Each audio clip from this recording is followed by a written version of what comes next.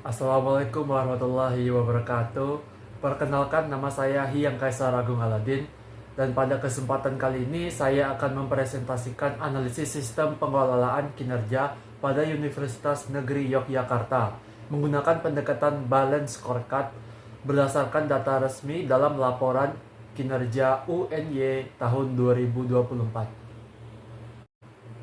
Setiap organisasi membutuhkan sistem pengelolaan kinerja untuk memastikan bahwa tujuan strategis dapat tercapai secara efektif. Salah satu metode yang banyak digunakan adalah Balance Scorecard, yang mengukur kinerja organisasi dari 4 perspektif, yaitu keuangan, pelanggan, proses internal, dan pembelajaran dan pertumbuhan. UNY dipilih sebagai objek analisis karena memiliki laporan kinerja yang lengkap dan transparan sehingga dapat digunakan sebagai dasar evaluasi kinerja organisasi. Gambaran organisasi. Universitas Negeri Yogyakarta merupakan salah satu perguruan tinggi negeri yang berfokus pada pendidikan, penelitian, pengabdian kepada masyarakat, dan pengembangan sumber daya manusia. Pada tahun 2024, UNY melaporkan pencapaian kinerja melalui 4 sasaran strategis dan 11 indikator kinerja utama yang digunakan untuk mengukur keberhasilan organisasi. Analisis kinerja berdasarkan Balance Scorecard. 1. Perspektif pelanggan. Dalam konteks universitas, pelanggan utama adalah mahasiswa dan pengguna lulusan. Berdasarkan laporan kinerja 2024, persentase mahasiswa yang mengikuti kegiatan pembelajaran di luar program studi atau meraih prestasi mencapai 51,32%, melampaui target sebesar 40%. Hal ini menunjukkan bahwa UNY berhasil memberikan pengalaman pembelajaran yang lebih luas dan mendukung pengembangan kompetensi mahasiswa. 2. Perspektif proses internal.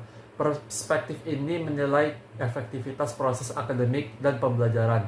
Data menunjukkan jumlah kerja sama per program studi mencapai 3,69, melebihi target sebesar 2,5. Mata kuliah yang menggunakan metode pembelajaran berbasis proyek atau studi kasus mencapai 99,9%, melampaui target 99,2%. Artinya, proses pembelajaran di UNY telah berjalan sangat baik dan mendukung kebutuhan dunia kerja modern. 3. Perspektif pembelajaran dan pertumbuhan. Perspektif ini berfokus pada pengembangan dosen dan peningkatan kualitas sumber daya manusia. Beberapa capaian yang penting yaitu persentase dosen yang terlibat dalam kegiatan Tridrama di luar kampus mencapai 45,71%, melampaui target 45%. Persentase dosen yang memiliki sertifikat kompetensi atau berasal dari kalangan praktisi mencapai 53,87%, melebihi tinggi dari target 45%. Keluaran dosen yang memperoleh rekognisi internasional atau diterapkan oleh masyarakat mencapai 2,95%, jauh di atas target itu 1,15%. Data ini menunjukkan bahwa kualitas dosen dan pengembangan SDM di UNY terus mengalami peningkatan. 4. Perspektif keuangan. Pada perspektif keuangan, organisasi perlu memastikan penggunaan sumber daya yang efisien dan memberikan dampak terhadap pencapaian tujuan strategis. Sebagai rekomendasi KPI keuangan untuk UNY dapat digunakan efisiensi penggunaan anggaran, tingkat realisasi anggaran, optimalisasi sumber daya pendidikan. Pengukuran ini penting untuk memastikan seluruh program yang dijalankan memberikan manfaat maksimal bagi mahasiswa dan institusi. Temuan utama. Berdasarkan analisis yang dilakukan, ditemukan bahwa sebagian besar indikator kinerja UNY berhasil melampaui target yang ditetapkan. Namun terdapat satu indikator yang masih perlu mendapat perhatian, yaitu persentase lulusan yang bekerja, melanjutkan studi, atau berwirausaha hanya mencapai 43,3%, sedangkan target yang ditetapkan adalah 80%. Hal ini menunjukkan bahwa aspek kesiapan karir kelulusan masih menjadi tantangan yang perlu diperbaiki. Rekomendasi. Berdasarkan hasil analisis, beberapa rekomendasi yang dapat diberikan adalah 1. Memperkuat program pengembangan karir mahasiswa. 2. Meningkatkan kerjasama dengan dunia industri dan dunia usaha.